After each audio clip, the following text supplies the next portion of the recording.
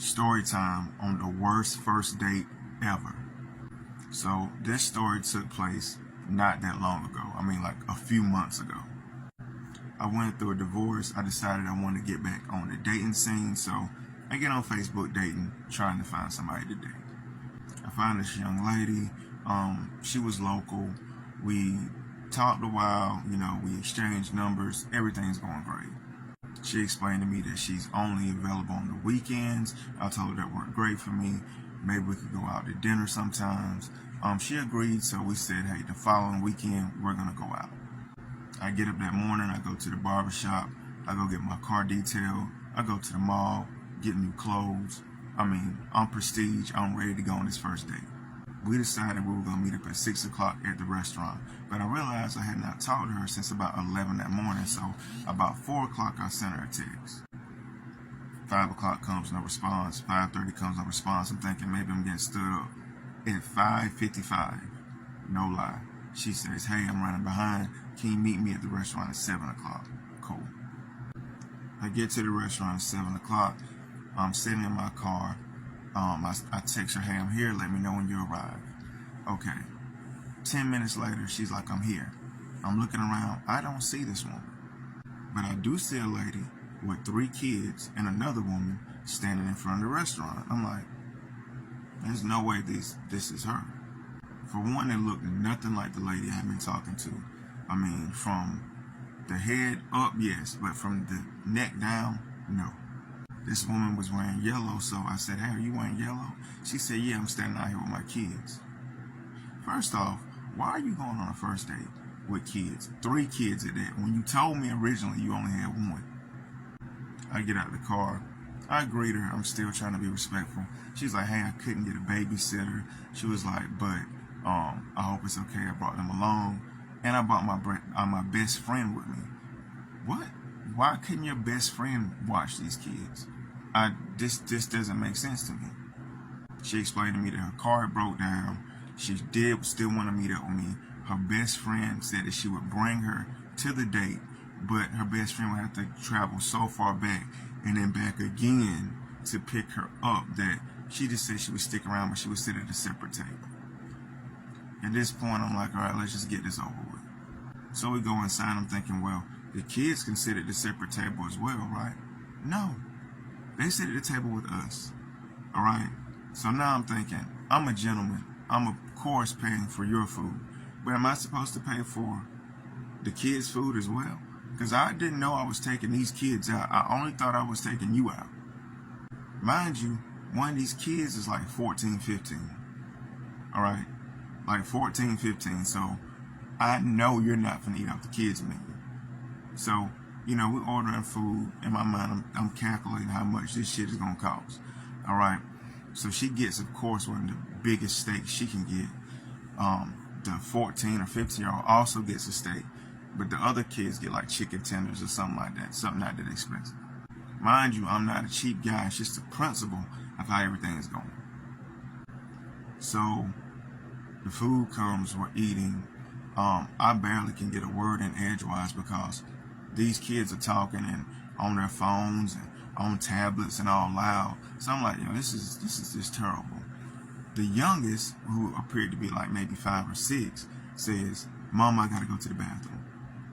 She's like, I don't want to get up right now. You gotta wait. No, I gotta go to the bathroom. I gotta go to the bathroom. So she asked me, hey, can I take the kid to the bathroom?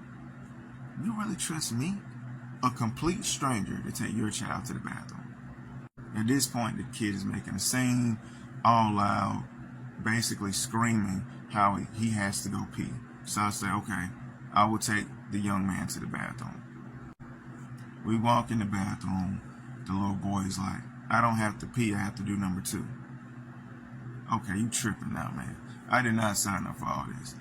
He goes in the stall. I stand outside the stall. He's in there, and he's making all kind of noises, straining, like he's having a hard time using the bathroom. I'm like, you good in there? No, it won't come out. It won't come out. I'm like, all right, bro. Like, let's try this another time. No, it won't come out. This happens all the time. At this point, I'm like, I'm finna leave you here. And I'm finna go and get the older brother because he could have took you from the beginning. Why didn't he do this? So this time I go back and I say, hey, can you get your oldest to go in there with him because he's saying he's having a hard time. Use the bathroom. She snaps me up like, I know you didn't leave my baby in there by herself. I'm like, yeah, I did. She jumps up and the oldest jumps up and they go to the bathroom. At this point, I'm already asking the waitress for the bill. I'm finna end this. When she comes back out, she's acting a little bit more friendlier. She's talking to her friend who sat at the other table and was like, hey, I think we're getting ready to go. So she asks her friend, will she take the kids home? And she spends a little bit of time with me. She's like, hey, can you just take me back later? I'll chill out with you around here for a little bit. I'm already had a terrible experience, but I'm like, yeah, maybe things would be better with no kids around. So I'm like, yeah, that's fine. Mind you, this could have happened the whole entire time where the friend dropped you off and took the kids home and I took you home later. But maybe I'm crazy for thinking that. So we decide that we're going to go to like a little local bar, get a couple drinks and just talk. So we go to the local bar, we're talking, everything's going pretty good. She pulls out her phone and starts texting. I'm thinking she may be checking on her kids, so I don't even trip. Then she says, I'm getting ready to get a call in a few minutes I gotta take. I was like, okay, not tripping. Phone's ring, it's like a video comes through.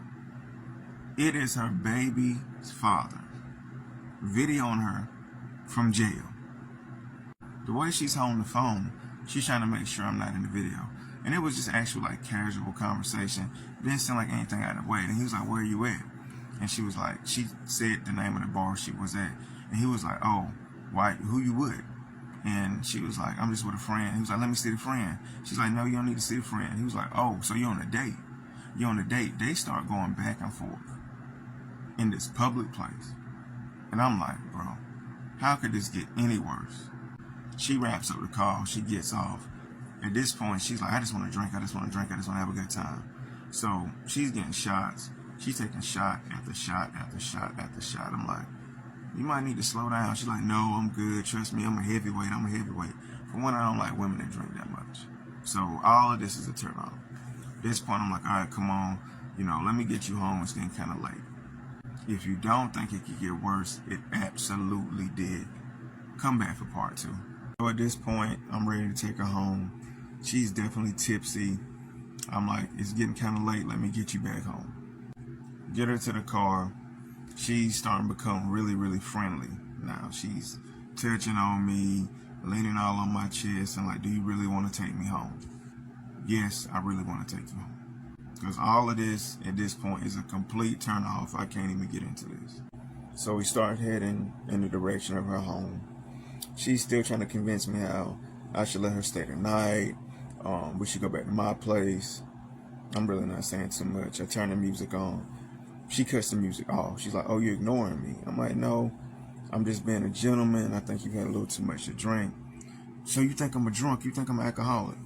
No, I just think you might have had too much to drink tonight. This girl pulls out her phone and proceeds to go live on Facebook and tells her followers or her friends that I'm so rude. I think she's alcoholic. I didn't want her kids on a date. I never told her this, but maybe she picked it up on a vibe. But I'm like, oh my goodness, this is getting worse and worse by the minute. I convince her to get off of the live. She gets off of the live. Then she proceeds to start crying, saying that no man wants her. Nobody gives her a chance. She feels so crazy. She tried to give herself to me and I rejected her. I'm like, trying to talk to her, trying to let her know that's not the case. I think she's very attractive. I think she's a beautiful woman, but I'm just not in the space right now to entertain what she's trying to do. So we finally make it back to her spot. We pull up in the driveway. I don't want to just rush off. So we sit there for a little bit, talk just a little bit. She's laughing some. So she's calmed down now at this point. Then she's telling me she's not feeling well. I'm like, yeah, you probably need to get out of the house. You probably had too much to drink. This girl throws up in my car. In my car. I jump out the car. I get out.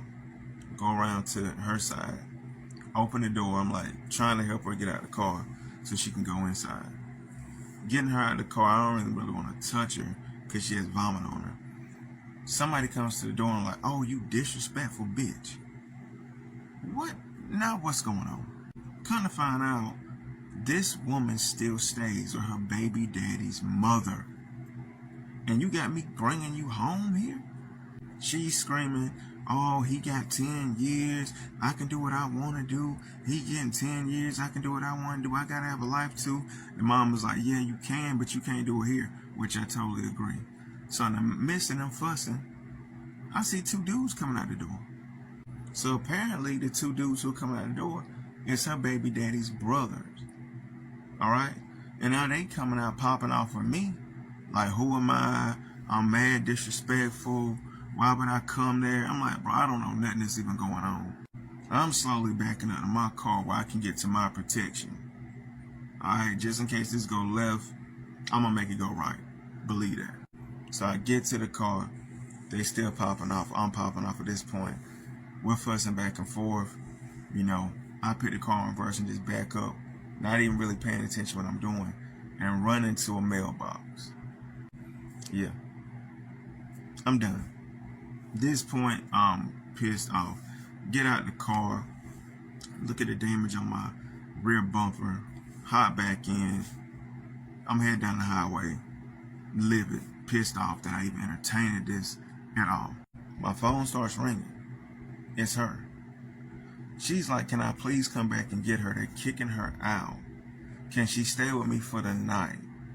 Her best friend still has the kids. Or will I get her a room? I'm like, will I get you a room? Where's your money? You're not staying with me. This is completely getting out of control.